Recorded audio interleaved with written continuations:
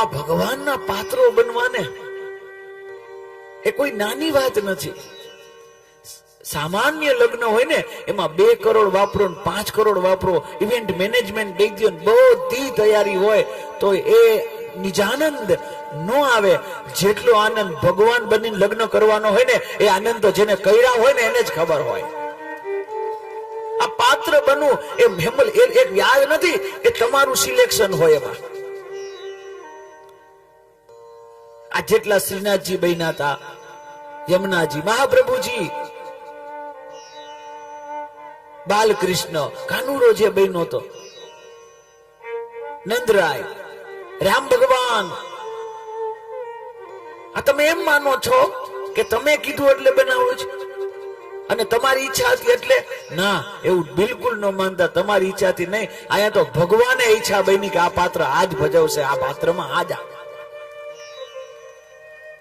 આ તમને સામાન્ય લાગતું હશે પણ આની અસર થાય. જૂનાગઢના એક જૈન પરિવારની એક ઘટના મને યાદ આવે છે. એક જૈન પૂરેપૂરા એના જૈન શાસ્ત્રને વળગી રહેલા, અથવા એમ કહી શકે જેમને જૈનો અને એમના સ્વામીઓ પ્રત્યે ખૂબ આસ્થા ધરાવનાર એક વડીલ અવસ્થા થઈ ગઈ અને જીવ નહોતો જતો. હિનાબેન, આ ખાસ મહેશકુમાર માટે છે આ દ્રષ્ટાંત. સાંભળજો, આખું દ્રષ્ટાંત સાંભળજો. એ વડીલનો જીવ નતો જતો તો કોકે કીધું કે પૂછો તો ખરી આની ઈચ્છા કઈક બાકી છે, શું ઈચ્છા છે? તો એ વડીલે એમ કીધું કે મારે આમ નામ શરીર ન છૂટે, મારી સામે તો જૈન સ્વામી આવે, જૈન સ્વામી મારી પાસે આવે, મારી સામે મને નૌકાર, અરે નૌકાર પણ ન હોય, મને ખાલી કેવલમ કેવલમ એ સ્વામી આવી જાય ને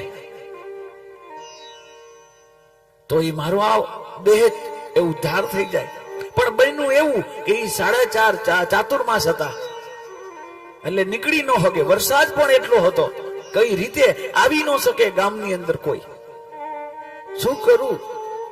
પછી એ જ ગામની અંદર કોઈ એક વ્યક્તિ રહેતો હતો જે અલગ અલગ પ્રકારના પાત્રો ભજવતો હતો. આપણે ત્યાં જેમ રામાયણ થાય ને, પાત્ર ભજવીને રામાયણ થાય, એવો એક નાટ્ય કલાકાર, સ્ટેજનો કલાકાર. અમુક ભાષામાં આપણે એને બહુરૂપિયો પણ કહી, બહુરૂપ ધારણ કરી, અથવા એક અલગ અલગ એમની આભા હોય. હવે એમને આ બધા કેવા ગયા કે તમારે ખાલી એટલું કહેવાનું છે, બોલવાનું નથી. જૈન મહારાજ સાહેબ નું તમારું રૂપ લઈને આવવાનું છે, પણ બોલતા નહીં કઈ, કારણ કે બોલાય તો બધું બગડી જાય. બોલતા નહીં. તો કે કઈ વાંધો નહીં, મારી ફી શું? આવું કરું, આવું કરી, પણ મારી ફી હોય ને. આ સુખી સંપન્ન પરિવાર હતું. તો કે હા, ફી હોય. કેટલા જોઈ? તો કે 1 લાખ રૂપિયા. 1 લાખ રૂપિયા દો તો આ બધું બનીને આવું. પછી જૈન મહારાજ સાહેબ કોઈ દી એને જોયા નહીં કે જૈન મહારાજ સાહેબ કેવા હોય. એનો ફોટો દેખાડ્યો કે જો મેકઅપ કરવો હોય તો એનો ફોટો તો જોઈને કે આવા બનાવવા છે આપણે. તો મહારાજ સાહેબ નો ફોટો દેખાડ્યો કે આવી રીતે બનવાનું.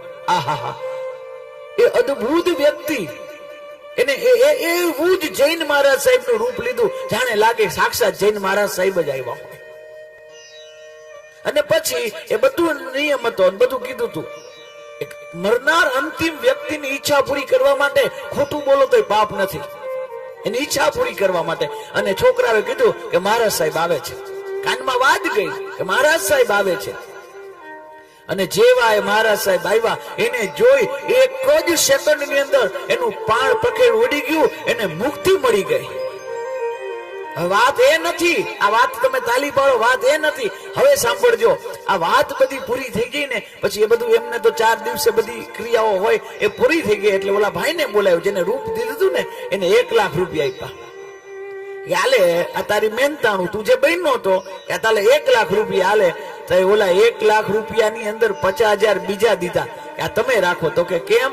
તો કે મને એટલું સમજાણું, હું તો મહારાજ સાહેબ તો હતો નહીં, મારી અંદર શું છે મને જ ખબર છે, હું તો એવું કઈ હતોય નહીં, પણ કેવળ મહારાજ સાહેબ નું એક રૂપ ધર્યું ને તો એક વ્યક્તિની મુક્તિ થઈ ગઈ. હું સાચું કાજ મહારાજ હતો કેટલાની મુક્તિ કરાવી દઉં, હું સાચો મહારાજ સાહેબ, હું સાચું કાજ જો મારામાં તત્વ પ્રગટ તો કેટલાની મુક્તિ થઈ જાય.